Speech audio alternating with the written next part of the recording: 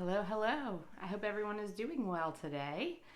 I am trying something different this morning to film this video, and really about the topic of my video today is a little bit different than what you have seen on my channel thus far. And I'm doing it for a couple of reasons.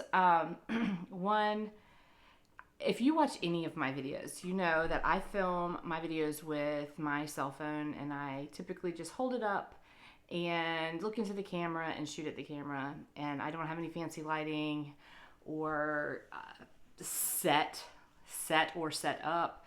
I just kind of talk when I have a minute and go from there. And to date, most of my videos, not all of them, most of my videos have been sharing my breast cancer story. So if you're just tuning in, my name is Rebecca, and I was diagnosed with stage 3 breast cancer in January of 2024. And I've kind of been documenting everything along the way. I named my YouTube channel Faith, Family, and Fighting Like Hell because it was really what jumped to my mind. It really speaks to my life and what is important to me, whether it's talking about breast cancer or talking about what's going on in the world or talking about the most important thing in our life, and that is God and my family. So faith, family, and fighting like hell. I mean, God is the number one in my world and my life. And I think if I ever doubted that, this last year really, I've always been a believer. I was raised in a Christian home. I have always, God has always touched my life in good times and in bad. And so it's not like I wasn't a believer, but when you go through something like cancer, that is the cornerstone for me on that there is something bigger. There is something bigger. There is something better that is holding me up, that is holding my family up. And so kind of going into that faith family, my family is a very, very close number 2.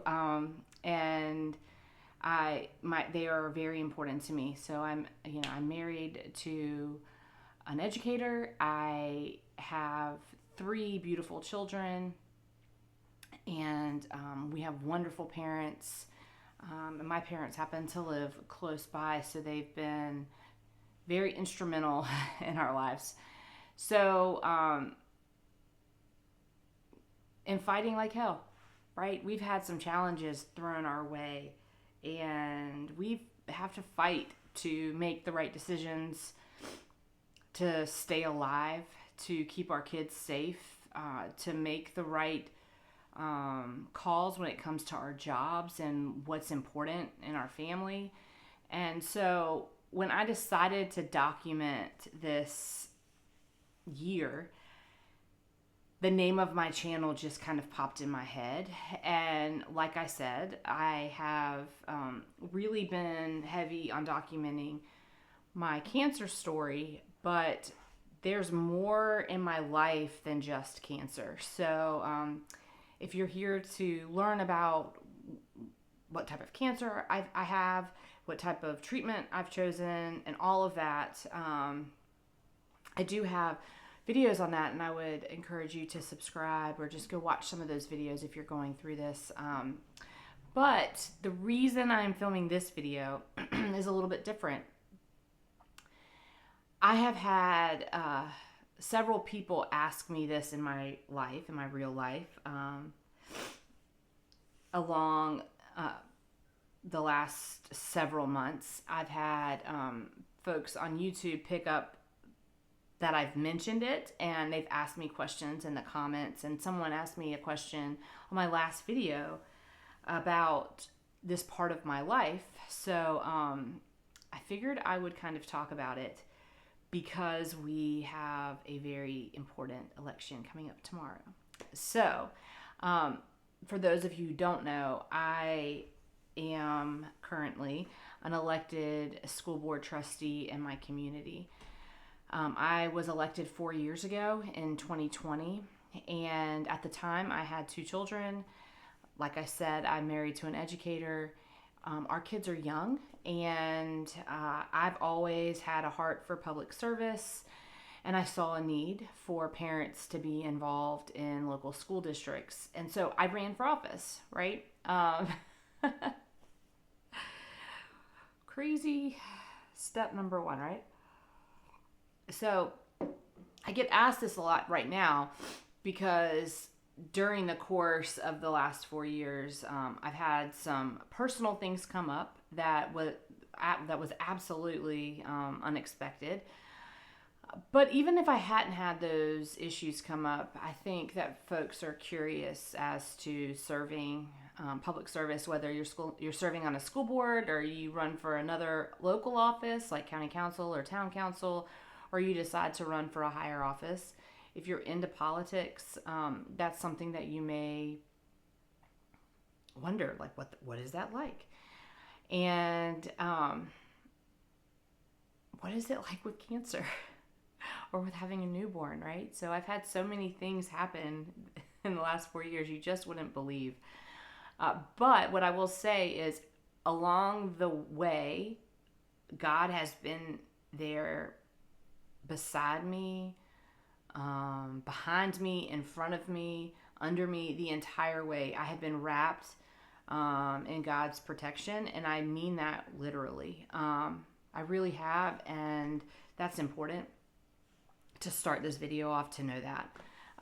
Okay, so a little bit about the school board. The question that I am usually asked is, what is it really like? Why did you run? Why didn't you resign when you were diagnosed with stage 3 cancer? So many questions. So I want to kind of give a little bit of background about why I ran and a little bit about me in the political realm. So I've always been engaged in politics, not as an elected official, but as a volunteer, as someone who's interested in what's going on. And since really the time, since I was a teenager, right? My dad served in the military, so there were a lot of issues that were important to my family because he was,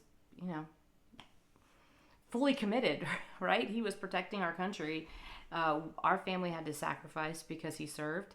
In terms of him being gone or having to move or things like that.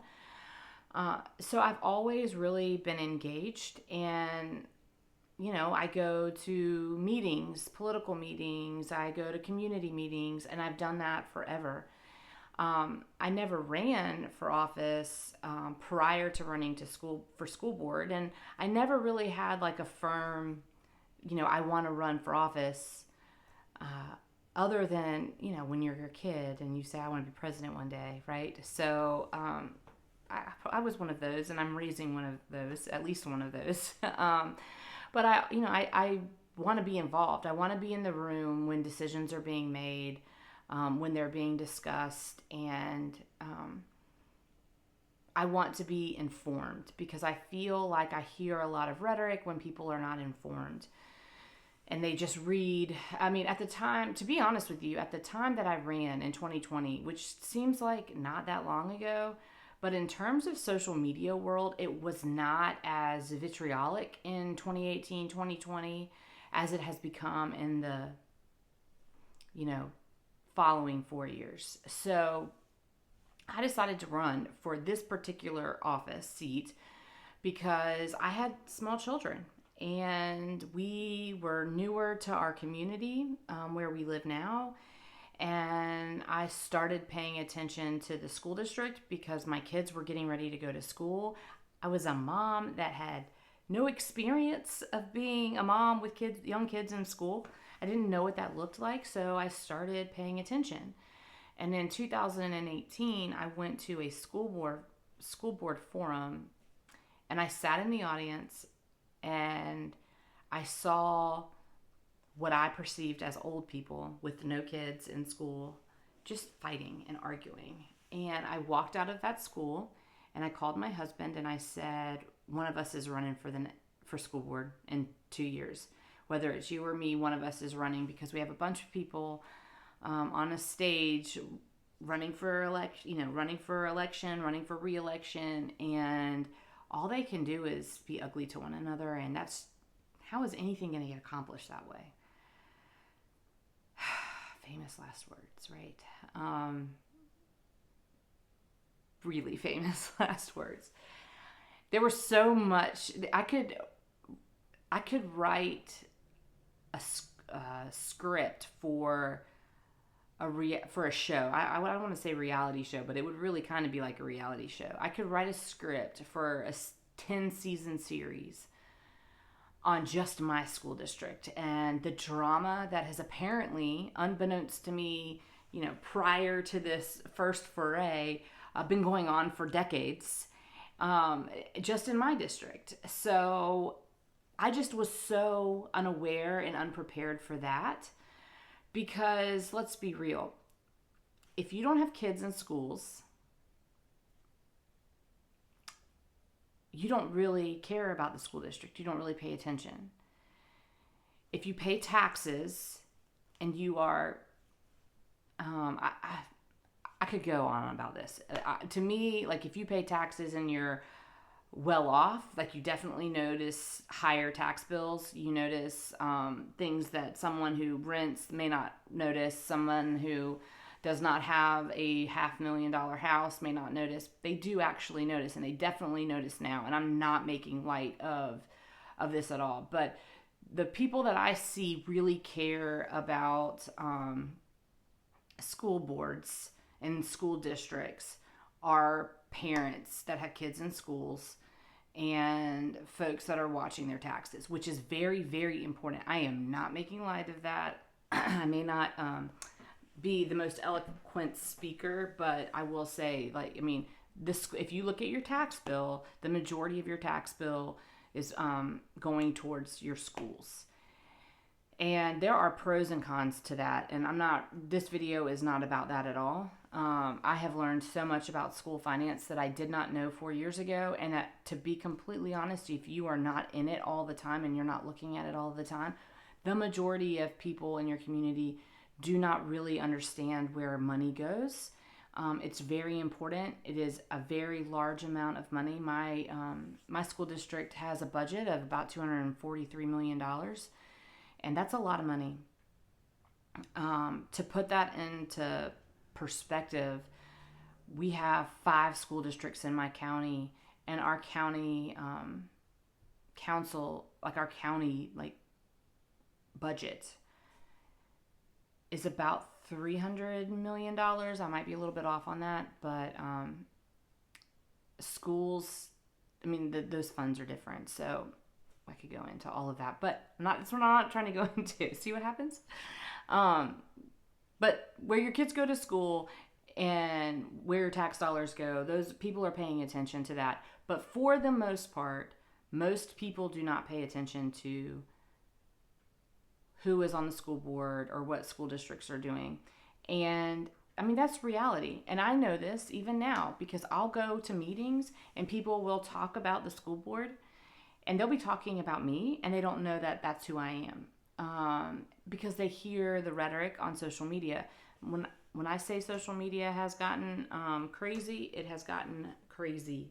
It was not like that in 2018, but by 2020, I could see that tide shifting, and at that point, it was a little bit late, right? I was already running. And what also happened in 2020 that was crazy was COVID. And I've mentioned before my career, what I do.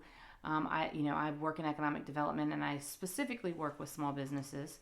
And I have done that for several years now. And at the time that this was going on, I was in one position that was very intricately connected to all the small businesses in our town, in our community. And when COVID first came about in March, I really didn't think that we would still be talking about it. But it really spiraled out of control. So even though I had been thinking about running for school board since 2018, when I was thinking about the issues, COVID did not play into that. And when I decided to actually file to run, we were probably 6 months or so into COVID. And I just, at that point, I wanted to make sure our kids weren't in mass. We were in school, and schools were open. But I just didn't really fully realize the impact that COVID would have for generations.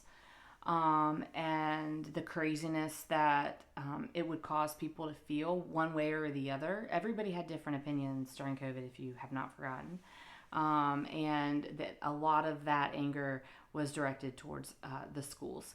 And I didn't really, we were just trying to survive, right? We had kids, we had jobs. I was trying to help businesses stay open, and when you're in it, you just don't think about it long term. Looking back now, I just never really fully realized that impact. Anyways, I can't really talk about running for school board without mentioning the time frame that I ran in, because it really was unique. And I think that school boards changed in 2020. So I think that there was probably a lot of crazy things that happened in school boards across the country prior to that. But it really demonstrates a shift that I was not anticipating, that a lot of people weren't anticipating, and that we had to deal with, right? So, yeah, that happened. Another thing that I want to mention about where I live. So, if I live in South Carolina, we all know that South Carolina doesn't historically have the best ratings on education. And there are a lot of rural towns in my state. There is a vast difference from one place to another depending on where you are in South Carolina in terms of education, of parents, in terms of family units, in terms of poverty levels, in terms of job availability. There's so many, and what you have access to. There's so many differences among the 70 plus districts in our state. And that's just South Carolina. And then you hear about what's going on across the country in different schools in different cities, and more conservative cities and more liberal cities. And you hear all of the rhetoric surrounding that. What I will say is we live in a district that is one of our top districts. I say that because a lot of token items for politics, a lot of concerns that people have in certain areas in our country or in certain areas of our state don't always apply to my district. However, people don't fully understand that, and so you see concerns raised on social media that are valid concerns, but people don't want to hear about what's not happening because it's not, they just don't. I don't want to make this super political about school boards, so I'm trying to stay very generic here. I don't know if I'm doing a great job, but I'm trying to. But I will talk about how, where I was in 2020 and then coming to 2024. And I will say that when I got onto the school board, when I was elected to the school board, I found out very quickly who my friends were, who my friends weren't. There were a lot of hot button topics going around at the time. A few that I've been very passionate about. At the time that all of this was in 2020, our kids still had to wear masks to school. They would shut down schools if there was a spread rate. You see a different side of it from being on the district side, from the information that you get. However, I think you also see a different side when you're a parent. And I was elected with a couple of other people, one of them being one of my really good friends, and he He has children in schools, and he is a great confidant and colleague. And I think we really kind of went through all of this together, trial by fire. And we were parents that really wanted to make sure that our kids did not have masks on and that we had our schools open because we understood that technology has really made an impact, a negative impact on our kids. I stand by that 100%. And in the years since then, since 2020, we've had conversations as a district and education as a whole about the trauma that COVID caused. And I really do believe that masks caused trauma. Kids don't know how to really react because their faces have been covered, their teachers' faces have been covered, and learning emotions and what emotions mean and healthy emotions, that's been a struggle, right? But also the fact that they are on devices all of the time, that's also a struggle. I mean, in my house, my kids don't have cell phones, which is kind of ironic because right now the big topic in South Carolina is banning cell phones from schools. And a lot of people are all upset about this. A lot of parents are upset. And in my house, we don't really have to talk about it because my kids are not allowed to have cell phones. We may have to reevaluate that because, they're getting older, but they will never well, I'm not going to say that. It will be a while before we just hand them a cell phone and they have free reign of a cell phone. We just don't do that. They didn't have devices before COVID. Those were things that we just as a family chose to not deal with. We didn't think that it was age appropriate for our young kids. At the time that COVID came around, my oldest daughter was at the end of first grade, and my youngest daughter hadn't started school yet. And now, my oldest daughter is in the 6th grade, and my youngest daughter is in the 3rd grade. So they're getting older, but still, I don't like them to be on devices. However, since COVID, all kids have Chromebooks or laptops, or I'm not, wherever you are, it may be different. And that's a thing that we've had to deal with. And that's frustrating. So as a parent, I would love to just get rid of the technology. But what I do know now, and I understand this, is that you can't just put the genie back in the bottle, right? I mean, you can't undo the technology and the impact that that's done. You just have to learn to find safe parameters to work within it, and that's been difficult. I've kind of gone on a rant about COVID and the impact of COVID. Doesn't necessarily reflect just my experience on the school board, because that was a very big part of it for the first 2 years.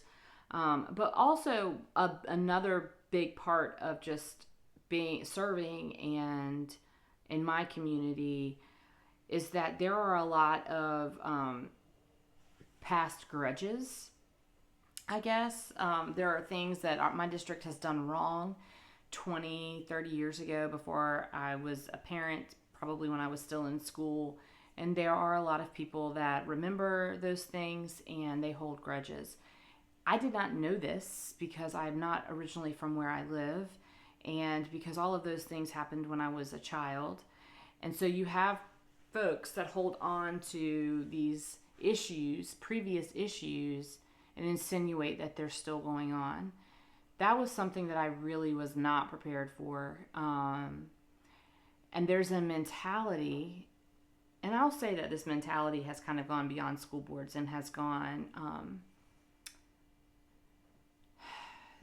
just really through society. And it's not even just about politics, right? It's not even just about our elected officials.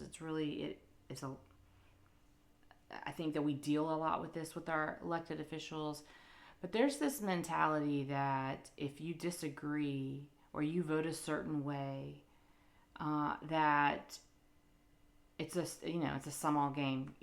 You're dead to me. You're a terrible elected official. You're a terrible human. You're a terrible friend. And I just don't operate that way. That's not how I am. And so for my first 2 years on the school board, it was very, very hard because there was an us versus them mentality created in generations before me and before my colleague that I spoke about earlier. We didn't care about any of that because our kids are in school right now. I don't care what somebody did 15 years ago, 20 years ago. I do care about not recreating the past and being responsible, but you don't have to hold grudges to make that happen. And you don't have to be politically aligned with one another to be civil. You don't have to vote against what somebody else is proposing just because you are on the other side of the political aisle. And in school board world right now, everybody feels like you have to pick a side and stay there, and you cannot work together. And I don't care what anyone says. That is the mentality that has been created by people and generations above me, in my opinion. And that is so detrimental to our kids. I will put it this way. My girls were alive. My son was not. When I was sworn in, my kids went to my very first school board meeting. After that first meeting, I did not let them go to another school board meeting until my very last meeting last week. And that is because grown adults do not know how to act civil to one another. And I did not want to expose my children to adults that were behaving poorly. And that happens at school board meetings. There are big issues. There are some things that you need to die on a hill on. And there are issues that I feel that way about. But we're talking about schools here. Your kids should always be allowed to go to a school board meeting. They're talking about what's in the best interest of the kids. But when you have 7 adults or 9 adults or however big your school board is, I think we have some that are 13 in our state. Mine is 7.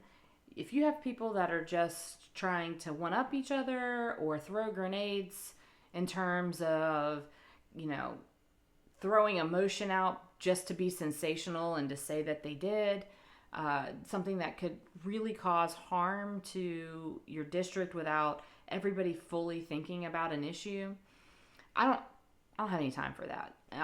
It's not okay. And I will say that's happened during my tenure. I think it's happening all over the state. I think it's happening all over the country. And that's where you really see if you want to be in politics or you don't, and how you really should determine who represents you. I don't want to be in politics that badly. I want to serve. I have a public servant heart. I don't choose to be away from my family for bedtimes and softball games and dinners to go and surround myself with ugliness just because it's fun. I do it so that I can protect my community, my family, my kids. So there are some people that don't have that heart. They think that it has to be ugly, that you have to one up someone else, that, it's okay to throw shade. It's okay to talk negatively about people. It's okay to lie. It's okay to attack someone's family or their kids. That happens. It happens. And it is a disgrace. I will say that since, in my service, in my 4 years, we've had people attack our jobs, my job, my husband's job. They have attacked my children online. They've talked about their personal situations, my kids. I'm talking about elementary school kids. They have talked about my children on social media platforms. People that work for the government have talked about my children. And they think I don't see because I don't engage in social media.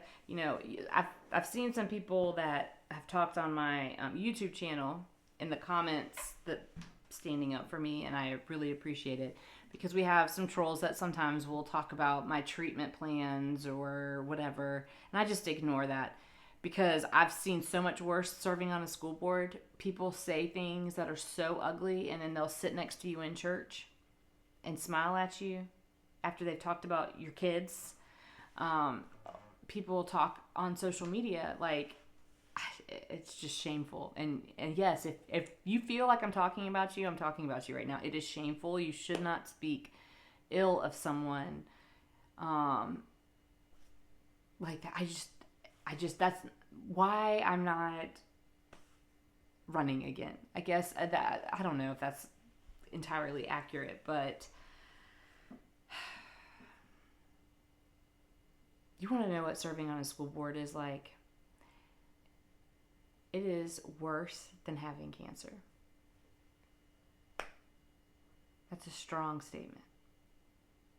Because you see how terrible people can be when you're just trying to do a good thing. And it is intense, and there's a lot of issues, and there's a lot of things going on. But you get attacked for either not being ugly to other people or for not doing things the way that they want them to be done.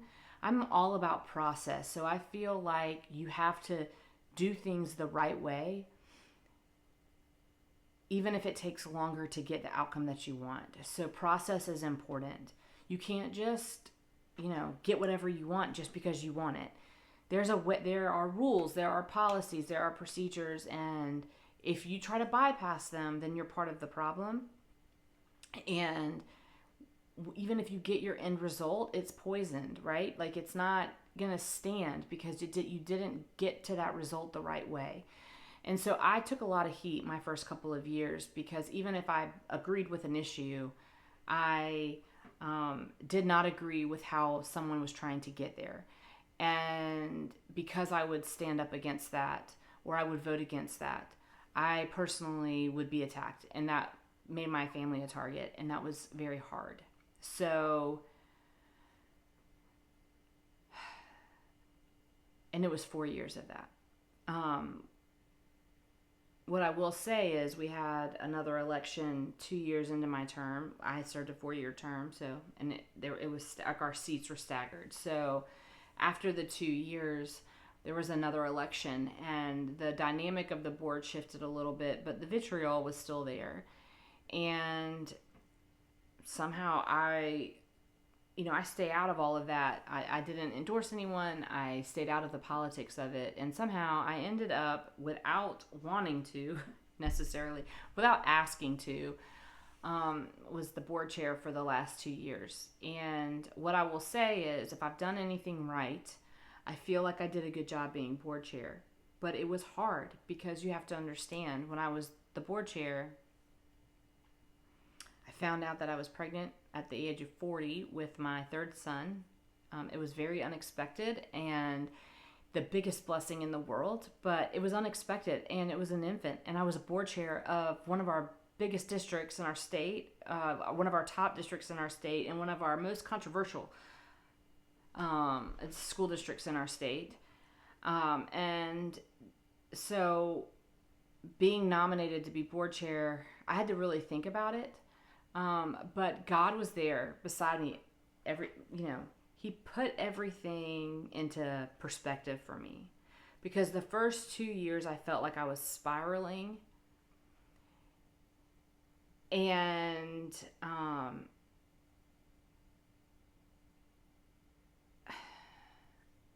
in the third year, when I became board chair, when I personally was going through something that was a big change from, unexpected joy, unexpected surprise for our family.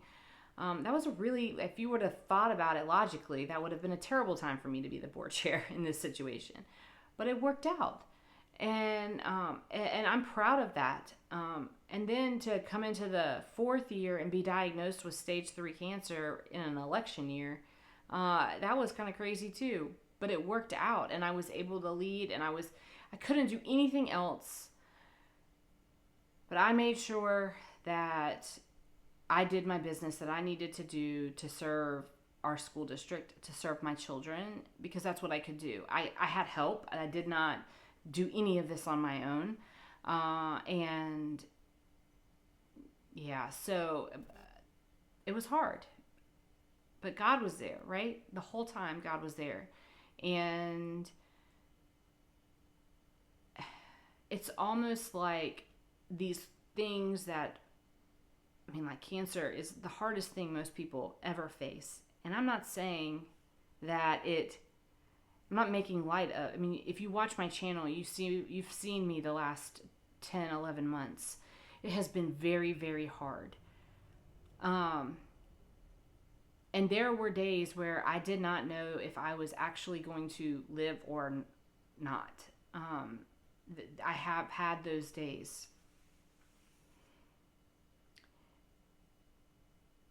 And that's hard, right? That's hard.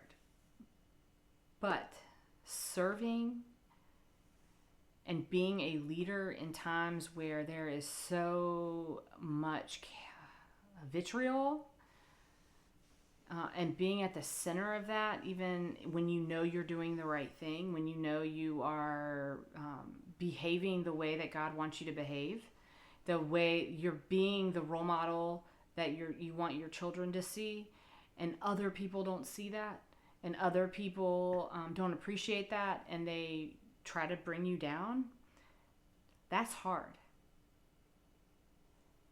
That's hard. And I would venture to say it is that maybe the right way to say it is it geared me to being able to fight for my life with this cancer battle.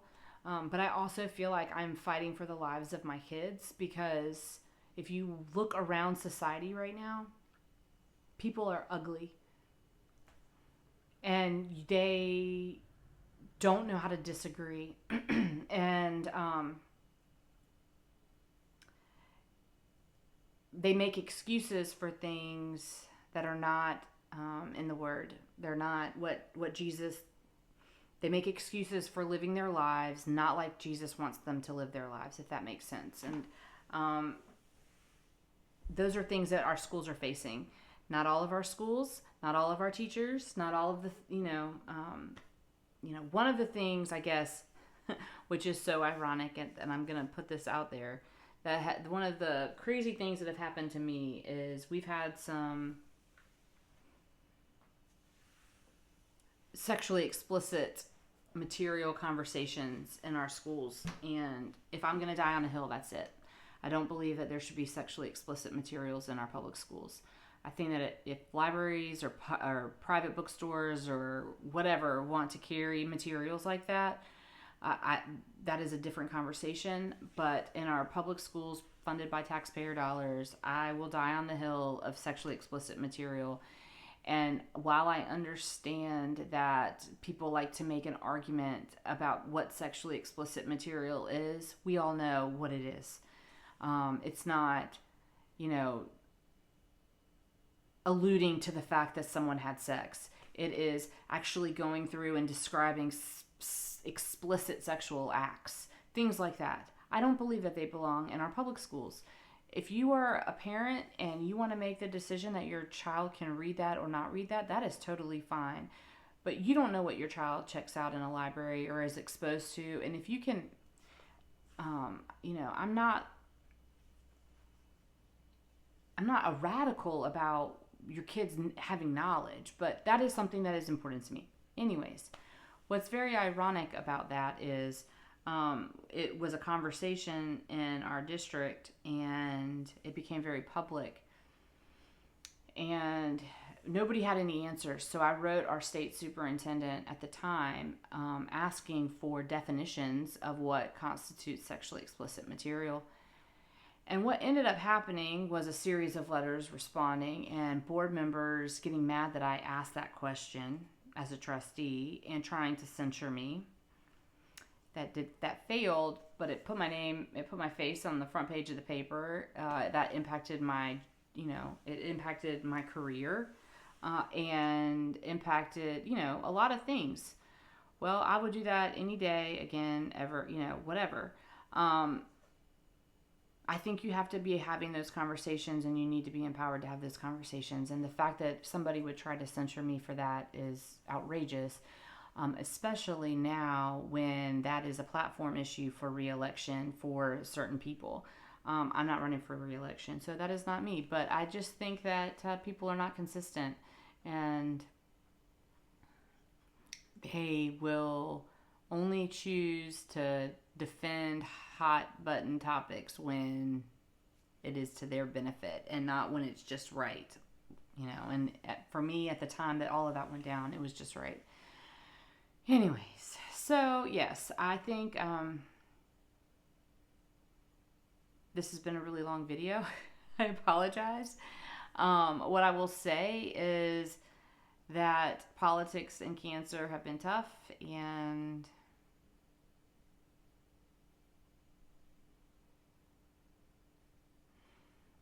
I've gotten some perspective with all of this. I will say that I went to church yesterday, and at the end of the message, something really profound was said that I think is important, and I just want to put it out there today because, like I said, election day is tomorrow. The message said that the way that you view Jesus and the way that you view issues will determine how you vote. Okay? The way you view Jesus, which really would determine how you view issues, is how you vote. But the way that you view people who don't vote the way that you vote, the way that you treat people that don't vote the way that you vote, is the way you view Jesus. And I think that's very important for people to realize. How you treat people that disagree with you is how you view Jesus. And if you are ugly to people that don't agree with you, how do we spread the word? Because you don't bring people closer to Jesus by being ugly. You can bring people closer to Jesus by being honest, but that's different. You can be honest without being a bad person, without treating people poorly, without being rude. You can disagree. And I guess the whole point of this whole rant about the last 4 years, which I've tried to be very generic and general on, like I said, I could write a 10-season series on this. It all comes down to that. Jesus is genuine. He has genuine love for everyone, and that's how you should live. You should live like Jesus. You're never gonna reach that level of perfection, right? And that's okay. But you still can try. You can still. We're all sinners. Jesus wasn't a sinner. We're all sinners. We're all gonna fail, and that's okay. But how you treat people, and I'm not perfect. I do not treat. I make mistakes. But if you were to go walk around my community and talk to people that did not vote for me 4 years ago, what you will hear, what I hope that you will hear, is that I listen, I understand that people have different opinions, and that I am kind.